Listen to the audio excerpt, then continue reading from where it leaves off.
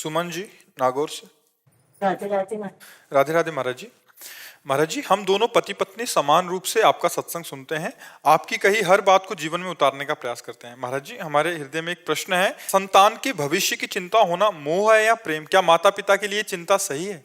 बिल्कुल करनी चाहिए। जैसे हमारे माता पिता ने हमारी की, ऐसे हम अपनी संतान की पूरी, जब तक उनको पाणी ग्रहण संस्कार करके समर्थ न बना दे तब तक हमारी ड्यूटी है उनको पढ़ाना लिखाना ब्याह करना।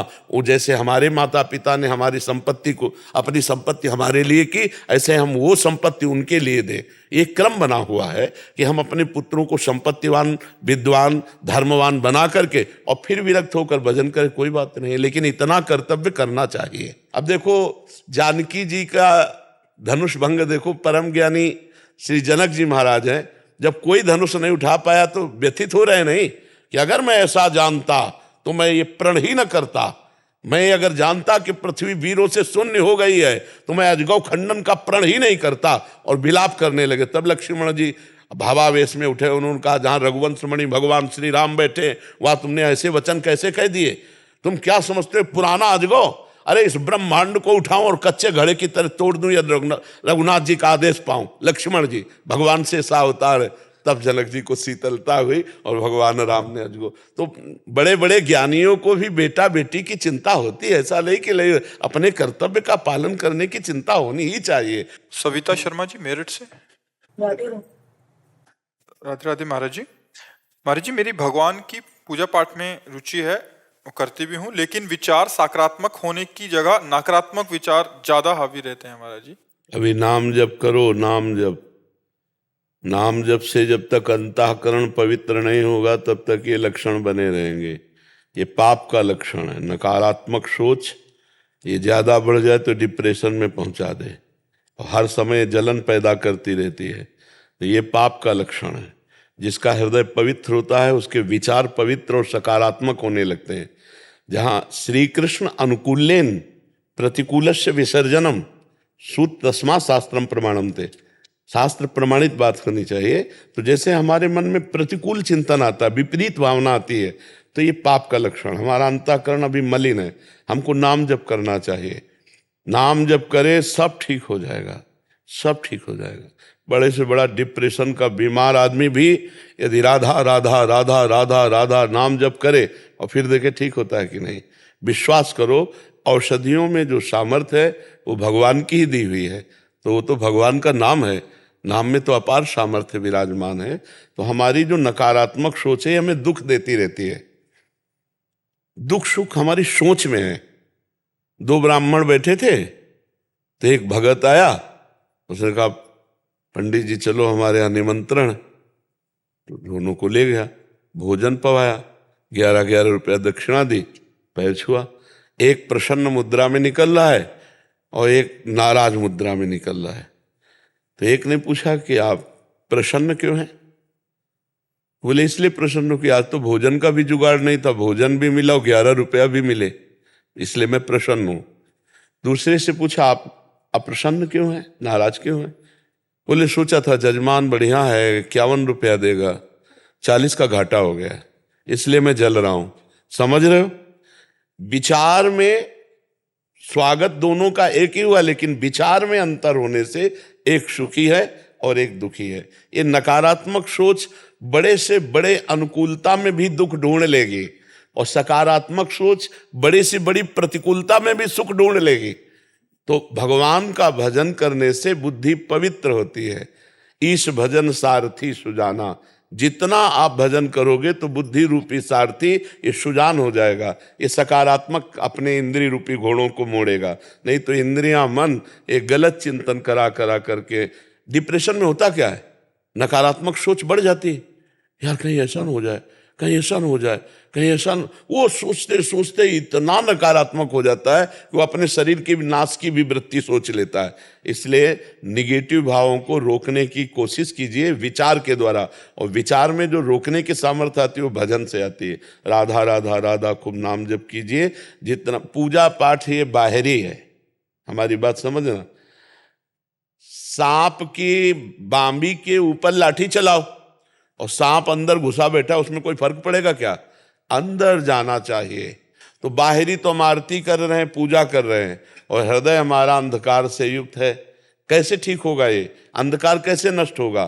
तो बोले राम नाम मणि दीप धरी, जीह दे हरि द्वार, तुलसी भीतर बाहिरहु, जो चाह उजियार। यदि बाहर भी आनंद जान और अंदर भी आनंद चाहते हो तो जबान पे नाम रख लो, नाम निरंतर नाम जप करो, राम राम हरि हरि कृष्ण कृष्ण राधा राधा, जो नाम प्रिय हो। बिना नाम जप किए ये दुर्गति मन स्वयं करवाता रहता है। देखो मन ही तो है ना, ज्यादा प्रतिकूल चिंतन करा दे तो अपने आप से सूट, आपके हाथ से आपको सूट करवा देगा, आपके हाथ से आपका गला कटवा देगा, आपके हाथ से आपको जहर खवा देगा, आपके हाथ से अपने फांसी लगवा देगा। आप घटनाएं सुनते हैं ना। देखो ये मनुष्य जीवन दुख भोगने के लिए नहीं मिला है, ये परम सुख भोगने के लिए मिला है।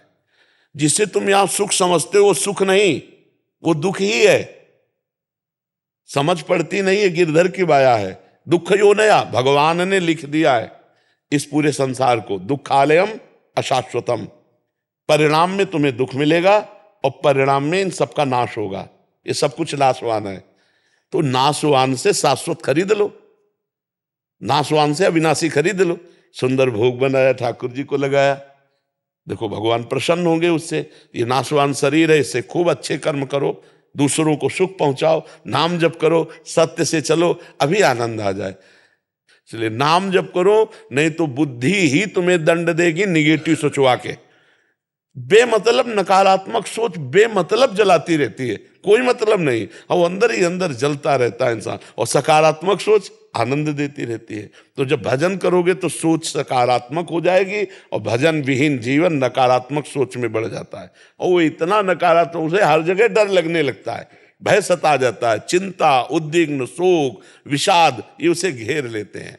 इसलिए गोस्वामी जी ने एक दोहे में कहा, तब लगी कुशल न जीव कहूं, सपने हूं मन विश्राम, जब लगी भजत न राम कहूं, शोक धाम तज काम। 24 घंटे में तुम 24 मिनट हमें दे दो, सब ठीक होना शुरू हो जाएगा। क्या 24 मिनट?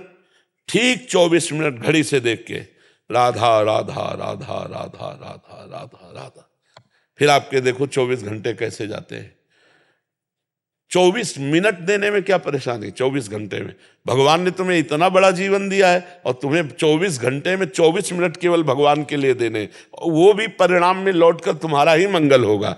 24 मिनट एकांत में बैठकर भगवान को सामने मानकर नाम जप करो और लिखते जाओ राधा राधा। 24 मिनट इतनी मेहनत करो, फिर इसके बाद तुम देख लेना, तुम्हारी सोच बदल जाएगी, तुम्हारा जीवन बदल जाएगा। तो इसलिए चिंतन ठीक करना है तो भगवान का भजन करो जी। दिव्य नाम दास जी, अमेरिका से। राधा श्री हरि। गुरुदेव आपके चरणों में कोटि कोटि प्रणाम। गुरुदेव, मैं अपने जीवन में ऐसा क्या करूं कि काया वाचा मनसा से किसी भी समय स्थान परिस्थिति में किसी भी जीव के प्रति कोई भी अपराध ना बने? भगवान की शरण में हो जाओ। जब जीव भगवान की शरण में हो जाता है तो शरणागति का रंग चढ़ता है। जब रंग चढ़ता है तो सब में भगवान नजर आते हैं। जड़ चेतन जग जीव जत सकल राम में जान। सो अनन्य गति जाके असमति न टरे हनुमंत, मैं सेवक सचराचर रूप स्वामी भगवंत। फिर हम अपने स्वामी को कटुवचन कैसे बोल सकते हैं? फिर अपने स्वामी को शरीर से कैसे दुख पहुंचा सकते हैं? फिर अपने स्वामी के प्रति मन से कैसे उल्टा सोच सकते हैं? तो पहले हम मन वचन कर्म से भगवान की शरण में हो, भगवान का चिंतन करें और सब में भगवान की भावना करें। अगर सब में भगवान की भावना करेंगे तो ये बात हो सकती है जो आप प्रश्न किए, अन्यथा ये नहीं हो सकती। अनुकूलता में चलेगा, लेकिन जब सामने गाली देता होगा, कोई प्रतिकूलता करेगा, तब हमारे मन वचन कर्म से उसका अमंगल ना सोचे। ये केवल शरणागत भक्त का हृदय होता है। क्योंकि भक्त का जो हृदय होता है वो करत जे अनुशहन निंदक तीनों पे अनुग्रह कियो। जो उसको मार रहे हैं, जो उसको गाली दे रहे हैं, उसका भी वो मंगल कर रहे हैं। ठाकुर हरिदास जी को 22 बाजारों में कोड़ों से मार मार कर खाल खींच दी, और जब जल्लादों ने कहा हरि बोल करता है तो मुस्कुरा दिए कि अब तुम्हारा भी कल्याण हो जाएगा, क्योंकि तुमने भी 2 बार हरि हरि ऐसा उच्चारण किया। मतलब मारने वालों के लिए भी कल्याण की इच्छा होना, ये केवल भगवान के शरणागत में हो सकता है। जो निंदा करते हैं, जो अपमान करते हैं, जो पीड़ा पहुंचाते हैं, उनका भी कभी किसी काल में अमंगल न हो। चरणदास जी नाम के एक महात्मा हुए, उन्होंने कहा, साधो निंदक मित्र हमारा, जो हमारी निंदा करे, जो हमारा अपमान करे, वो स्वस्थ रहे, निरोग रहे और कभी भी उसका अमंगल न हो और भगवान उस पर कृपा करे। ये हृदय केवल भक्त का हो सकता है। नहीं तो अगर एक कोई गाली दे तो दो गाली देने की इच्छा आ जाएगी, नहीं आ जाएगी। तो ये भाव केवल भगवान के शरणागत में होता है, दूसरों में नहीं होता। जी। चंद्रपाल सिंह जी। राधे राधे महाराज। राधे राधे महाराज जी। महाराज जी, मैं भारतीय नौसेना में पनडुब्बी में कार्यरत हूँ, जो उसमें रहती है महाराज जी। महाराज जी कह रहे हैं कि माता जी की आज्ञा से ही धर्मपत्नी और बच्चों को ड्यूटी स्टेशन पर, जहाँ अभी पोस्टेड है, वहीं रखा था। माता जी को लेकर गया था, बट वहाँ माता जी को गाँव की याद आई तो गाँव रहना पसंद किया तो वापिस आ गए। बट अभी बहुत मन होता है कि मैं पूरे साल माता की सेवा नहीं कर पाऊंगा। मन में बड़ी उलझन सी बनी रहती है और अपने आप में घृणित महसूस करता हूँ कि मैं माँ की अभी बहुत सेवा सुंदर, अच्छे भाव हैं। आपको धन्यवाद जो आप अपने माता पिता की सेवा की भावना इतनी सुंदर रखते हैं। पर यदि माता जी को गांव में सुख मिलता है, कुछ ऐसे स्वभाव होते हैं, जैसे गांव में पला है, गांव में ही रहा है, तो फिर उसको शहर और ये सब अच्छा नहीं लगता है। उनको सुंदर वायु और खुला वातावरण ऐसा, तो हमें लगता है अर्थव्यवस्था के द्वारा उनकी सेवा में त्रुटि ना होने पाए, ऐसा कर दो। और वो अगर गांव में रहना पसंद करती है तो उनको गांव में रहने दीजिए। और अर्थव्यवस्था तो कर सकते हो ना, तो अर्थव्यवस्था कर दो। और जब वो इस तरह की स्थिति में हो कि वो स्वयं अपनी कोई दिनचर्या नहीं कर सकती, तो फिर उनको अपने पास ले आओ। फिर उनकी भावना फिर नहीं देखी जाती, फिर उनकी सेवा देखी जाती है। जब तक वो स्वयं अपनी दिनचर्या परिचर्या कर लेती हैं शरीर की, तब तक अर्थव्यवस्था कर दो कि उनको कोई कम दुख न पहुँचे, अर्थ संबंधी जो दिनचर्या में सामग्री संबंधी, और शरीर स्वस्थ है तो आनंद से रहने दीजिए। और जब ऐसा लगे कि अभी अपनी दिनचर्या नहीं कर सकती, तो या तब तक आप रिटायर हो जाए तो बात अलग है, नहीं फिर आप जहाँ तैनात हो। फिर अगले साल रिटायरमेंट था, लेकिन माता जी का ही आज्ञा थी कि आगे सर्विस करें। और नेमे शरण में संत का भी सानिध्य प्राप्त है, वो उनकी भी आज्ञा है कि आप आगे सर्विस। हाँ, लेकिन जब ऐसी माता जी की स्थिति हो तो रिटायर ले लेना और उनकी सेवा में गांव में ही पहुंचकर फिर सेवा कर देना, बहुत बढ़िया हो जाएगा। ठीक है, हाँ, धन्यवाद है। सब नौजवानों को अपने माता पिता के प्रति भगवत भाव रखना चाहिए। जो माता पिता का अपमान करते हैं, मारते हैं, तिरस्कार करते हैं, उनकी कहीं भी सदगति होने वाली नहीं, कभी वो उन्नति को प्राप्त नहीं हो सकते। माता पिता का आशीर्वाद बहुत बड़ा होता है। नहीं, हम अपने पिता की बात बताएं, जब हम बाबा जी बनने के लिए भागे तो पहले उनका रोष प्रकट हुआ जब हमको पकड़ा जहाँ मंदिर में। फिर जब हमने कहा चाहे मार चाहे डालो, ना घर जाएंगे और ना हम संसार स्वीकार करेंगे, हम भगवान के मार्ग में जाएंगे, तो पता नहीं एकदम उनका चैप्टर ही बदल गया दिमाग का। बहुत वो कट्टर स्वभाव के थे, धर्मात्मा पुरुष, बहुत ही धर्म के। एक दाना किसी का हमारे घर नहीं आएगा, मतलब किसी भी तरह से किसी का प्रतिग्रह नहीं, बहुत ही धर्म के प्रति कट्टर स्वभाववादी थे। ऐसे छाती से लगाया, 13 वर्ष की अवस्था थी हमारी, राम राम राम राम 4-5 बार ऐसे किया और हमारी खोपड़ी पे हाथ रखा और कहा, बच्चा जा, सच्चाई से चलना, जिंदगी में जहां बैठेगा वहां फूल बरसेंगे, जा। भगवान की कृपा से अब 55 की आयु लगभग होले जा रही है और पिता का आशीर्वाद कि जा ऊसर में बैठेगा तो भी फूल बरसेंगे, उनका आशीर्वाद। माता पिता देखो, माता पिता प्रसन्न हो गए तो महाराष्ट्र के जो ठाकुर जी है ना, विट्ठल भगवान, वो माता पिता की सेवा से ही आए थे दर्शन देने के लिए। लेकिन आजकल बूढ़ी बूढ़ी माँ, बूढ़े पिता उनको लात से मार रहे, चप्पल से मार रहे, ऐसे दुर्गति होगी ऐसे पुत्रों की। इसलिए हम धन्यवाद आपको देते हैं। और सब नौजवान भाई, ए भाई, जब तुम लघुशंका करते थे अपनी माँ की गोद में शौच कर देते थे, तब उस माँ ने थप्पड़ नहीं जमाया, और आज वो बूढ़ी माँ अगर लघुशंका सोच कर देती बिस्तर पे तो तुम उसे कष्ट दो तो समझो भगवान तुम्हारी क्या उन्नति होने देंगे, फिर तुम्हारी अवनति पक्की है। इसलिए माता, हमारे यहाँ वेद में लिखा मातृ देवो भव, पितृ देवो भव, अतिथि देवो भव, ऐसे शब्दों से लिखा है। पहले लिखा होता था, घरों के सामने लिखा होता था अतिथि देवो भव, ऐसे लिखा होता था। तो ये मतलब कलयुग का प्रभाव। इस नाम जप करो, बुद्धि शुद्ध करो, धर्म से चलो, तभी हृदय शांत रहेगा। नहीं, आज देखो बुद्धि शुद्ध, स्वच्छ लोग बहुत दिखाई देंगे लेकिन पवित्र नहीं होंगे। बुद्धिमान बहुत है लेकिन विवेकी नहीं है। शरीर बहुत तगड़ा है लेकिन बल नहीं है। आप देखो ये सब बातें आ रही ना, क्यों आ रहे हैं? क्योंकि हमारा आहार विहार, संयम नियम, ये सब बिगड़। हम आपको सच्ची कहते हैं, संयम नियम में बड़ी ताकत है। तुम भी संसार में जन्मे हो तो ऐसा तो नहीं है कि तुम्हें विपत्ति नहीं आएगी। आज सुखी हो तो कल दुख आ जाएगा, अभी दिन है तो फिर रात आएगी। तो तैयारी कर लो रात के पहले लाइट की। ऐसे ही दुख आने के पहले तुम इतने बलवान बन जाओ, विवेकवान बन जाओ कि हर दुख को रौंद के निकल जाओ। निकला जा सकता है, हम भगवान के बच्चे हैं, हम हर दुख को क्रॉस कर सकते हैं, हर हार को जीत में बदल सकते हैं। लेकिन अपने लोग पावर को व्यर्थ में खर्चा कर रहे हैं। अपने आंखों का पावर व्यर्थ देखने में, वाणी का पावर व्यर्थ बोलने में, इंद्रियों का पावर व्यर्थ भोगों में, व्यर्थ में नष्ट कर रहे हैं। अगर हम अपने पावर को समेट लेना तो हम भगवान के बच्चे हैं और भगवान के अंश हैं, ईश्वर अंश जीव अविनाशी। क्या नहीं कर सकते आप जब भगवान को अधीन कर सकते हो। सुमिर पवन सुत पावन नामू, अपने बस कर राखे रामू। तो और कौन देवता, और कौन ऐसा रहेगा जिसको अधीन न कर सको। आप में बहुत सामर्थ्य है, पर उस सामर्थ्य को भूलकर हमने गंदे आचरण स्वीकार किए। सब नाम जप करो, कोई भी मांस मदिरा, पराई माता बहनों की तरफ गंदी दृष्टि, कोई नशा, ये सब छोड़ दो, अभी आनंद आने लगेगा। गंदे आचरण करने वाला कभी आनंदित नहीं हो सकता। हर्षित जरूर हो सकता है, थोड़ी देर हर्षित होगा फिर शोकित हो जाएगा, लेकिन आनंद अखंड होता है।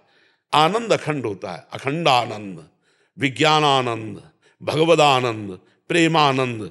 आनंद की प्रतिक्षण बढ़ोतरी होती है और हर्ष थोड़ी देर में बदल जाता है। जैसे थोड़ी देर कोई भोग भोगा, हर्षित हुए, फिर थोड़ी देर के बाद मन उससे उदास हो जाएगा, अगले भोग के लिए तैयारी करेगा। ऐसे हमारे जन्म के जन्म व्यतीत हो गए, हाथ कुछ नहीं लगा। समझना चाहिए बेवकूफ बनाया जा रहा है। मेरी इंद्रियां इस माया के संग से मुझे बेवकूफ बना रहे, मुझे उठना है। और उठ तभी सकते हो जब इंद्रियों के पावर को रोको, क्योंकि पावर के बिना उठ नहीं सकते और वो पावर खो रहे हो। पावर हम सब अपना जीवन को, बचपन से बच्चे लगे हैं पावर खोने में।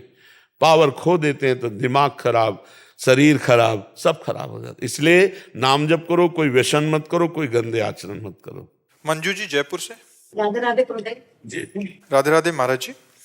महाराज जी, इनकी एक शंका है कि महाराज जी आजकल क्या होता है कि फोन आदि पे, व्हाट्सएप आदि पे बहुत सारे लोग मतलब राधा कृष्ण की छवि भेज दी, वैष्णो देवी जी की छवि भेज दी, तो ऐसे से करते मोबाइल की एक लिमिटेड मेमोरी होती है महाराज जी, उसमें भरती जाती हैं।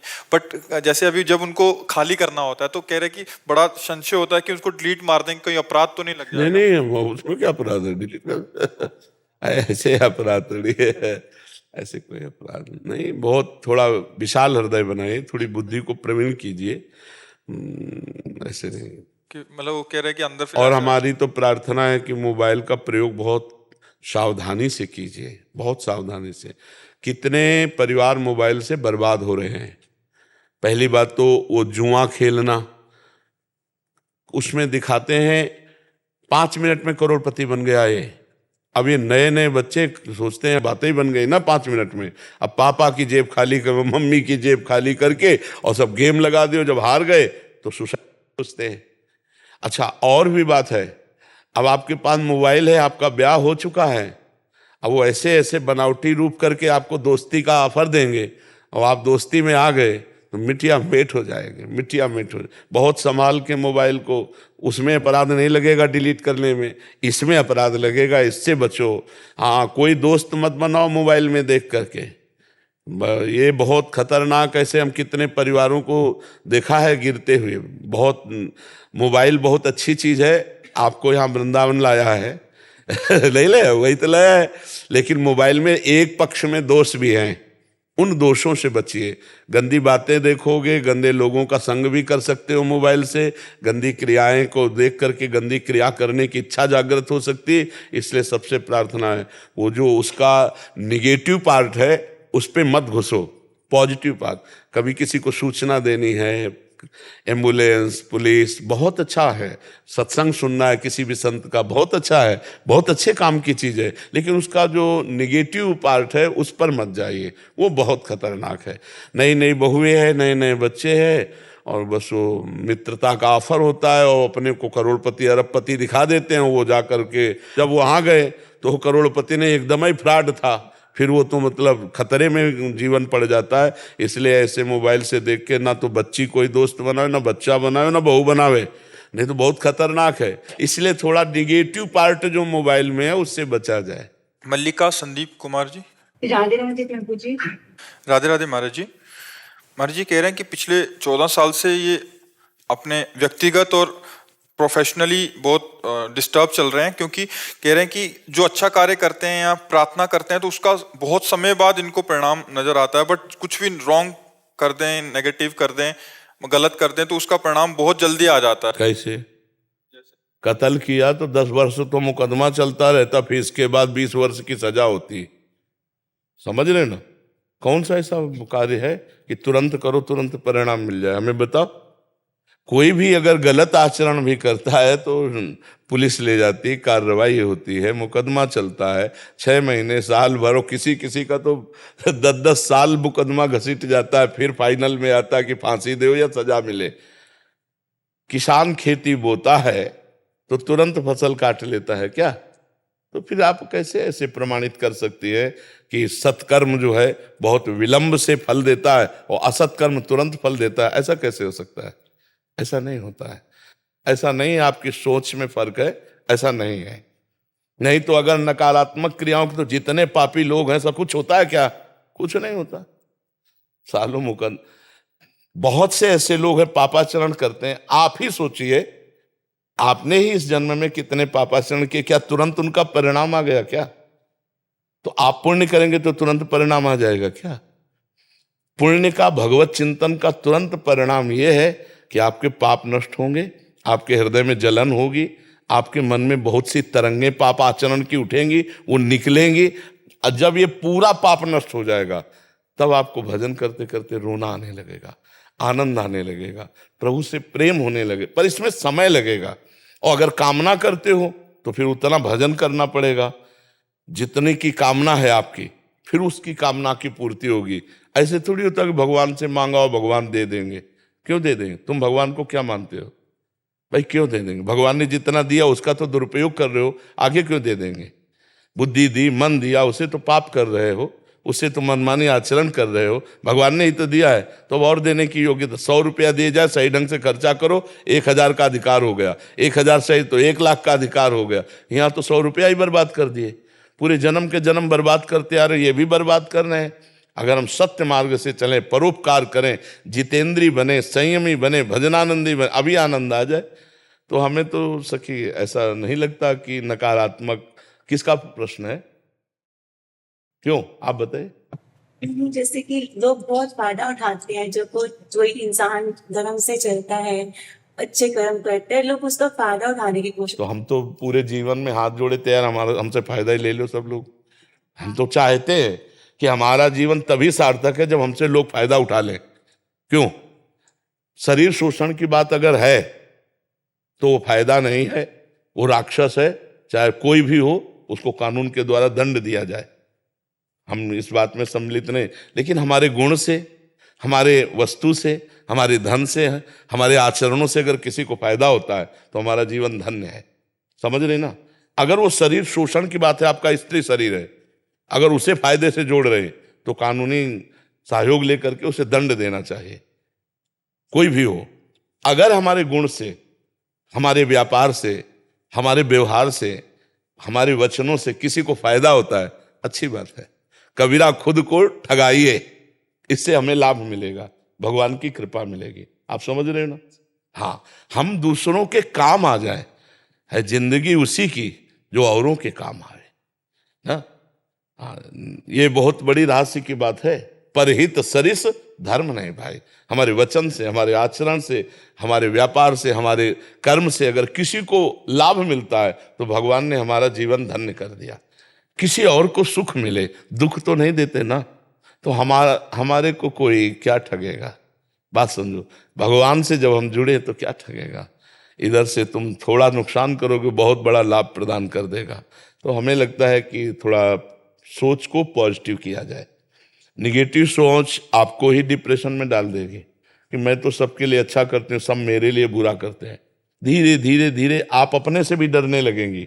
आपकी सोच ही आपको परेशान कर देगी। इसको काटिए विवेक के द्वारा और इसको पॉजिटिव कीजिए, नहीं तो परेशान।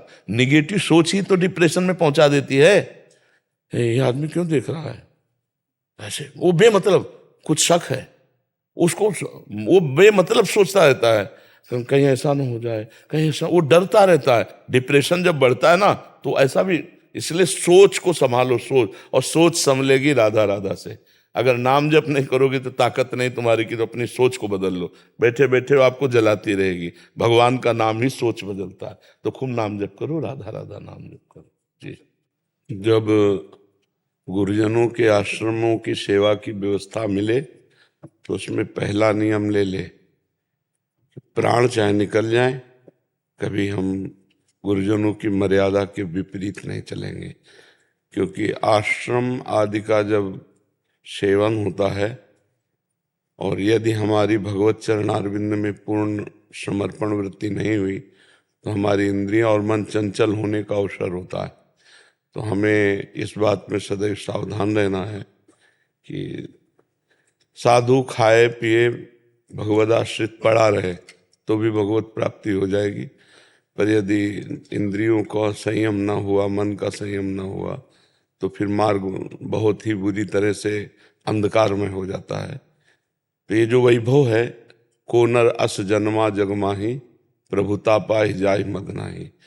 तो नर तो प्रभुता पा करके मद से युक्त हो सकता है, लेकिन दास नहीं, भगवान का दास नहीं। जो भगवान के दासत्व से है उसके हृदय में। तो ये तीन ही बातें हैं हम साधुओं को पूरे जीवन भर ललकारती रहती हैं, कंचन, कामिनी और कीर्ति। बस इनसे सर झुका के निकल गया तो त्रिगुण माया से पार हो गया, और जो इनमें खेलने लगा तो फिर मार्ग अंधकार में हो जाता है। इसीलिए ये बहुत दुर्लभ अवसर मिला है गुरुजनों के आश्रमों की सेवा करते हुए निरंतर भजन परायण और भगवत प्राप्ति लक्ष्य भगवत प्राप्ति। ये वैभव गुरुजी के साथ नहीं गया तो आपके साथ, हमारे साथ भी नहीं जाएगा। तो इसका मतलब है इस वैभव में लगना केवल सेवा मात्र, इसके उपभोक्ता बनना, इसके स्वामी बनना, ये अपने को नहीं होना चाहिए। दास, जैसे आश्रमों की सेवा गुरुजनों की मिलती है, दासत्व पुष्ट होता है। आए हुए अतिथि संतों की सेवा, गुरुजनों के जो शिष्य हैं उनकी सेवा, अपने को बहुत तृणादपि सुनी चेन तरोरु सहिष्णुना अमानिना मान देन कीर्तनिया सदा हरि। ये अगर हमारे से चूक ना हुई तो ये हमारा आखिरी जन्म होना चाहिए। धाम मिल गया, वेश मिल गया भगवान का भजन, तो ये दृढ़ निश्चय कर ले, मुझे ठाकुर जी चाहिए, श्री कृष्ण चाहिए। हे गुरुदेव, आपने सेवा दी है तो आप मुझे बल दो, बका चाहिए हमें श्री कृष्ण, ऐसा भाव है। क्योंकि बहुत भगवान की प्रचंड माया है। दैवी है सा गुणमयी मम माया दुरत्या मामेव ये प्रपद्यंते माया में तांतन। जो भगवान की शरण में है वही। जी प्रश्न कीजिए। महाराज जी, एक पूमनदास जी को भाव है थोड़ा सा। अरे माई मेरो श्याम लगो संग डोले, माई मेरो श्याम लगो संग डोले, जित जाऊं उत ठाड़ो ही पावे, जित जाऊं उत आड़ो ही पावे, आड़ो ही पावे श्याम ठाड़ो ही पावे। और बिना बुलाए बोले, हाँ बिना बुलाए बोले, माई मेरे श्याम लग्यो संग डोले, माई मेरे श्याम लग्यो संग डोले। कहा करूं नैना बड़े लोभी, कहा करूं नैना बड़े लोभी, नैना लोभी नैना लोभी नैना लोभी नैना लोभी, बस की ने बिन बोले हो, हारे बाबा बस की ने बिन बोले, माई मेरे श्याम लग्यो संग डोले, माई मेरो श्याम लग्यो संग डोले। पूमन दास लाल गोवर्धन, पूमन दास लाल गोवर्धन, लाल गोवर्धन माई लाल गोवर्धन, और मेरो हंस हंस घूंघटा खोले, हारी मेरो हंस हंस घूंघट खोले, माई मेरो श्याम लग्यो संग डोले, ओ बाबा मेरे श्याम लग्यो संग। जय जय गिरिराज धरत की जय हो। प्रोफेसर डॉक्टर मुकेश खेर जी, आईआईटी दिल्ली। राधे राधे स्वामी जी। स्वामी जी चरण स्पर्श। स्वामी जी, अहंकार क्या होता है, उसको कैसे पहचाने, कृपया बताएं। अपने में जब गुण दिखने लगे और दूसरों में दोष दिखने लगे, तो जो गुण का भाव आया वो अभिमान है। अपने में गुणाभिमान होना, श्रेष्ठता का अभिमान होना, अच्छेपन का भाव होना, और दूसरों में दोष दर्शन होना। अच्छापन जब आ जाएगा तो सबसे अच्छापन ये है कि हम में कमी है और सब भगवान के स्वरूप है। बुरा जो देखन मैं चला, बुरा न मिलिया कोय, जब दिल खोजूं आपनो तो हमसे बुरा न हो। मतलब अपने में बुराई को देखना, और अपने में बुराई है तो इसका मतलब अभी हम में अच्छाई वो नहीं आई जिससे अच्छाई कहते हैं। जब अच्छाई आएगी तो सी राम मैं सब जग जानी, करूं प्रणाम जोरी जुग पानी। उत्तम अच्छाई। और इससे थोड़ा नीचे जब आएंगे हम तो दूसरा दोहा है, तेरे भावे जो करे भलो बुरो संसार, नारायण तू बैठ के अपनो भवन बुहार। अपने काम क्रोध लोभ मोह मद मत्सर आदि का त्याग करके निर्विकार सच्चिदानंद भगवत स्वरूप हम है, इसका अनुभव हो जाना। तो जब अपने में गुण भाव आवे और दूसरे में दोष भाव आवे, तब समझ लेना चाहिए इस समय हमारी अहंकार की दशा है। हर समय नहीं रहती। जैसे काम है, क्रोध है, लोभ है, तो मद है, ये हर समय नहीं रहते। भगवान ने कहा है कि आगमा पाइनो अनित्यास्तास्ति तिक्षस्व भारत, मात्रा स्पर्शास्तु कौन्तेय शीतोष्ण सुख दुखदा आगमा पाइनो। ये आने जाने वाले हैं। एक कभी अहंकार का वेग होता है, कभी काम का वेग होता है, कभी क्रोध का वेग होता है, कभी मोह का वेग, कभी ईर्ष्या का। तो इस तरह के जो वेग हमारे अंदर आते हैं, अगर हम ज्ञान मार्ग से थोड़ा देखें तो हम इनका समन कर सकते हैं। क्योंकि ये मेरे में नहीं आते, ये अंतःकरण में आते हैं। और अंतःकरण के हम जानने वाले हैं, तो हमारे में तो कभी कोई विकार आ ही नहीं सकता है। चेतन अमल, अमल माने निर्विकार, ईश्वरंश जीव अविनाशी, चेतन अमल सहज सुख राशि। हम मल को स्वीकार करते हैं। अंतःकरण में, शरीर में जो भी विकार आते हैं उनको मैं स्वीकार करता हूं कि मेरे में आए, तभी मैं पतित हो जाता हूं। नहीं तो शरीर और अंतःकरण और स्वभाव, स्थूल सूक्ष्म कारण, तीनों शरीर मेरे यात्रा के लिए है, लेकिन मैं नहीं हूं शरीर। जैसे मेरा स्वभाव, मेरा मन, मेरा तन, ये ऐसे ही हमसे दूर हैं जैसे मेरा मकान। अज्ञान के कारण हम इतना तन्मय हो गए हैं कि शरीर और अंतःकरण के विकारों को हम अपने में देखते हैं। तो अहंकार की स्थिति बराबर नहीं रहती कि बराबर अहंकार भरा रहे, नहीं। आगमा पाइनो अनित्यास्तास्ति तिक्षस्व भारत, इनका वेग आता है और नष्ट हो जाता है। अब उस समय संभालने की कोशिश करें जब दूसरों में दोष दर्शन हो रहा है तो अपने में अहंकार आ रहा है। जब हम दूसरों को लघु समझते हैं, अपने को श्रेष्ठ समझते हैं, तब अहंकार की वृत्ति होती है। उस समय अहंकार की वृत्ति का दमन भगवान के चिंतन से करना चाहिए। नाम जप करते हुए ये चिंतन करना चाहिए कि हम में क्या गुण है। एक से एक महापुरुष हुए हैं, एक से एक भगवान के परमहंस जन हुए हैं, भगवान के बड़े दाता हुए हैं, बड़े राजा ऐसे हुए, चक्रवर्ती सम्राट, शास्त्रों यज्ञ करने वाले बड़े। हमारा क्या गुण है? अगर भगवान ने हमें गुण दिया है तो उसको हमें अहंकार थोड़ी करना है। अगर उसमें दोष है तो आज दोष है, कल उसमें गुण भी आ जाएगा, भगवान उसके ऊपर भी कृपा करेंगे। इस तरह विचार के द्वारा अहंकार का समन होता है। आप समझ पाए? अगर जो हम ये कहें कि मैंने ये किताब लिखी है, ये सब अहंकार के अंदर, ये सब करा, ये अहंकार है। ये सब अहंकार, यहाँ तक कि भक्ति का भी अहंकार होता है। तो भगवान ने कहा है कि भक्ति का भी अहंकार मैं नष्ट कर देता हूँ। जैसे नारद जी को अहंकार हुआ मैं काम विजयी, तो फिर आप चरित्र पढ़कर देख लीजिए, फिर आखिरकार काम ही काम सताने लगा और भगवान को शाप दे दिया। इतना काम से मोहित हो गए कि भगवान को शाप दे दिया। तो जो अहम जनित मैं के साथ जो कुछ भी लग जाए वो अहंकार होता है। शुद्ध मैं अहम नहीं होता, शुद्ध मैं ब्रह्म है। जो मैं केवल है वो ब्रह्म है, और मैं के साथ जो भी जुड़ जाए उसे अहंकार कहते हैं। जैसे मैं पुरुष, तो आपको देहाभिमान पुरुषत्व का है।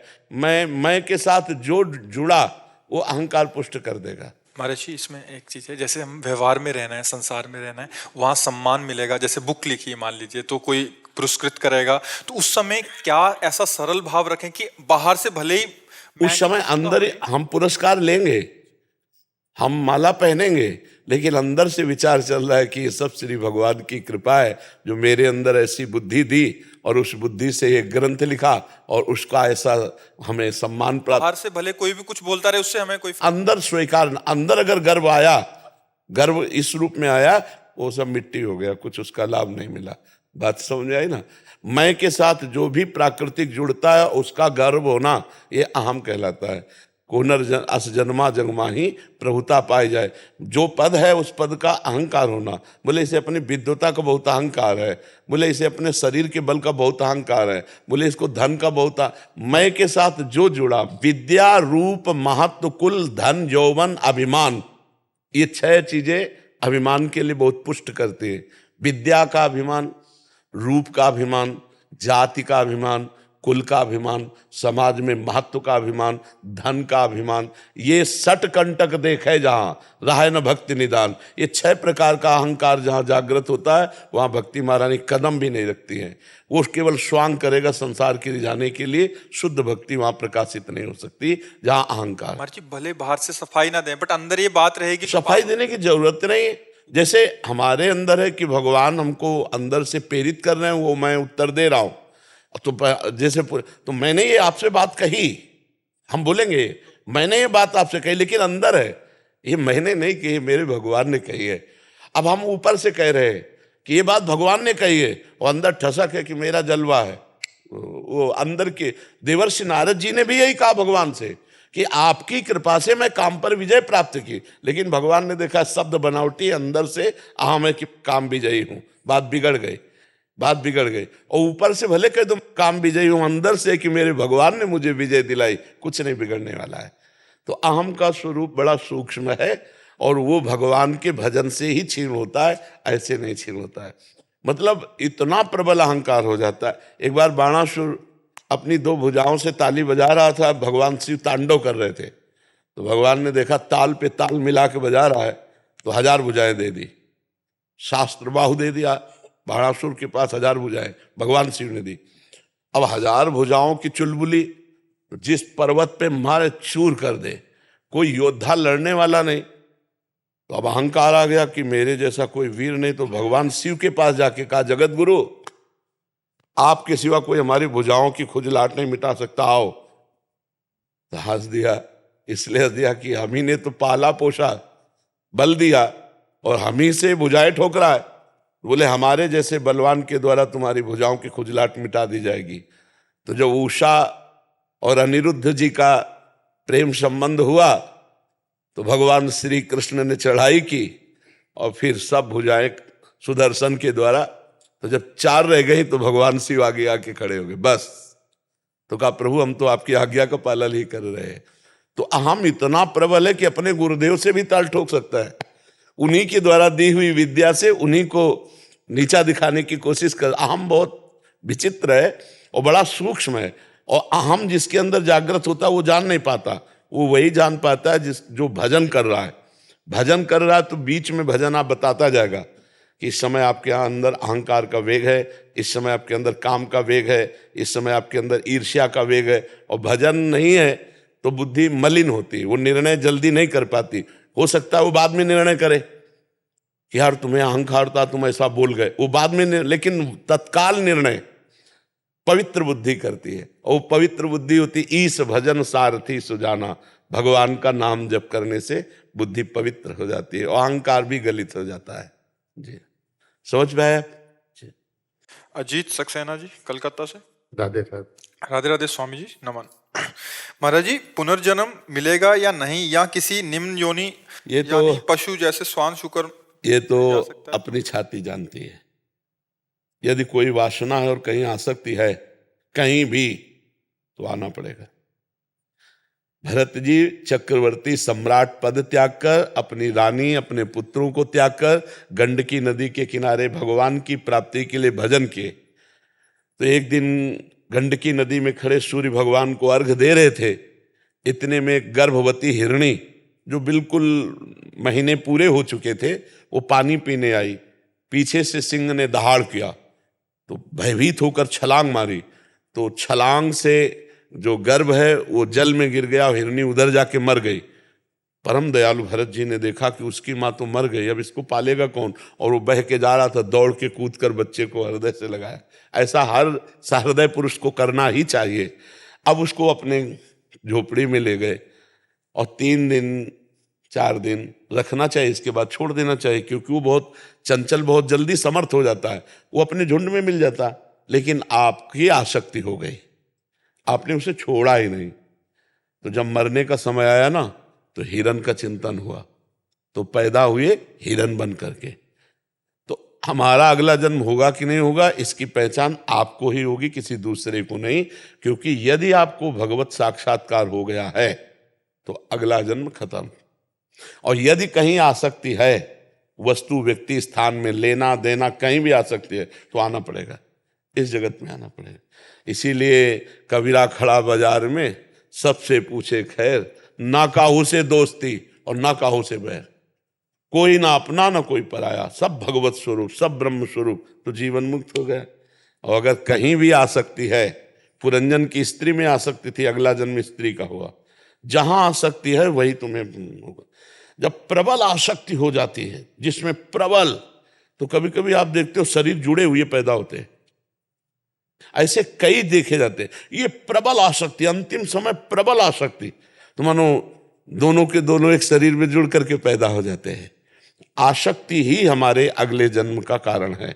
अगर ये आसक्ति नष्ट हो जाए और भगवान में हो जाए तो हम मुक्त हो जाए। ये आपको देखना पड़ेगा कि आपकी आसक्ति कहीं है, आपकी कोई इच्छा है। हम लक्षण बता देते हैं। जिसको कभी नवीन भोग भोगने की इच्छा नहीं है, पुराने हुए भोगों के भोगने की तृष्णा नहीं है, जिसका कोई अपना नहीं है, कोई पराया नहीं है। जैसे मीरा जी, मेरे तो गिरधर गोपाल दूसरो, जैसे तुलसीदास जी महाराज, एक भरोसो एक बल एक आस विश्वास, एक राम घनश्याम हित, चातक तुलसीदास। खत्म खेल, खेल खत्म, अब जन्म नहीं होने वाला। तो ये बात आपको देखनी। नवीन भोग भोगने की इच्छा नहीं, भोगे हुए भोग को तृष्णा कहते हैं। तृष्णा नहीं, और हमारी किसी से शत्रुता नहीं, अजात शत्रु, और हमारी किसी से मित्रता नहीं, ना किसी से मित्रता ना किसी से शत्रुता, सब में अपने भगवान का भाव और निरंतर भगवान का स्मरण। तो अब अगला जन्म नहीं होगा। महाराज जी, उसमें जो दूसरा पार्ट है कि ये जो कहते हैं शास्त्र सम्मत कि योनि में गिर भी सकते हैं, पशु योनि में भी हो सकता है, वो कुछ ऐसे कर्म बन गए जिसमें शूकर बनना पड़े या स्वान बनना पड़े, ऐसा भी संभव है? हाँ हाँ, बिल्कुल बिल्कुल बिल्कुल पक्का बन। जैसे जैसे उदाहरण में है, इतिहास से ही उदाहरण दिया जाता है। महाराज नहुस अपने कर्म के प्रभाव से देवराजेंद्र बने और वहां सची के साथ गलत आचरण करने की चेष्टा का भाव आया तो फिर अजगर की योनि को प्राप्त हो गए। सीधे देवराजेंद्र के पद से ट्रांसफर हुआ अजगर योनि में, सीधे ट्रांसफर हुआ। जैसे हमारे आचरण है वैसा हमको भी फल मिलेगा। इसीलिए विध्वंस कर दो अपने किए हुए कर्मों को भगवान के भजन के द्वारा, मिटा दो अपने दुर्भाग्य को और नए भाग्य की रचना लिखो। मनुष्य शरीर ये नए भाग्य की रचना के लिए, हमारे भाग्य में थोड़ी लिखा था कि हम भगवत प्राप्ति करेंगे। भजन के बल से भाग्य को बदल। भाग्य क्या है? पूर्व किया हुआ कर्म। भाग्य किससे बनता है? कोई देवता थोड़ी है, वो हमारा ही पूर्व का किया हुआ कर्म है। तो आज हम प्रायश्चित कर सकते हैं, आज हम प्रायश्चित कर सकते हैं उसका, अपने पाप का प्रायश्चित कर सकते हैं। हम तपस्या के द्वारा, व्रत के द्वारा, नियम के द्वारा, भजन के द्वारा, अच्छे आचरणों के द्वारा, परोपकार के द्वारा हम अपने भाग्य को बदल सकते हैं। मनुष्य जन्म इसीलिए मिला, नहीं तो सुअर कुत्ता और हमें अंतर क्या रहा? वो अपने प्रारब्ध को भोग रहा है, हम अपने प्रारब्ध को भोग रहे हैं। नहीं, हम प्रारब्ध को मिटिया मेट करेंगे, प्रारब्ध को विध्वंस करेंगे, भगवत प्राप्ति करेंगे। हम भगवान के अंश हैं, भगवान के बच्चा हैं। तो ये ठसक रख करके खूब भजन करे तो मिट सकता है, नहीं तो फिर कुछ भी बनना पड़ सकता है। कुछ भी जो हमारे कर्म के अनुसार होगा फिर तो मिलेगा ही ना। अब इसीलिए डरना चाहिए कि अब हम कम से कम मनुष्य बने, हे सुअर कुत्ता ना बने। कम से कम ऐसे आचरण करें। ये जो बकरा बकरी मुर्गा खाते हैं ना, ये मुर्गा ही बनेंगे अगले जन्म, और छुरी इनके भी चलेगी।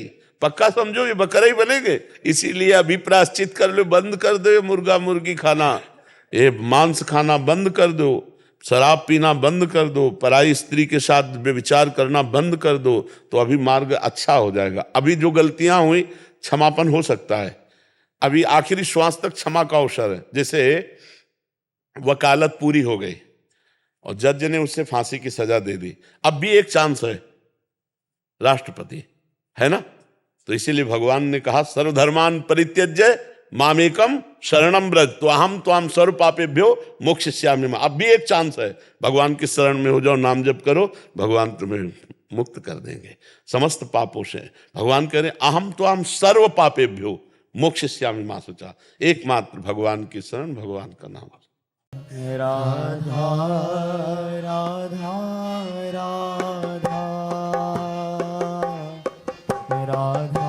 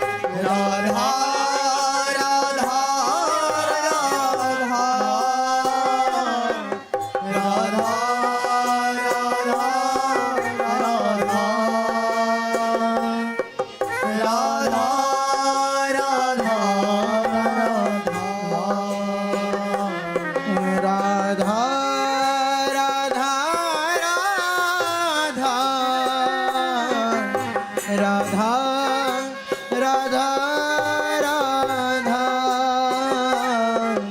राधा राधा राधा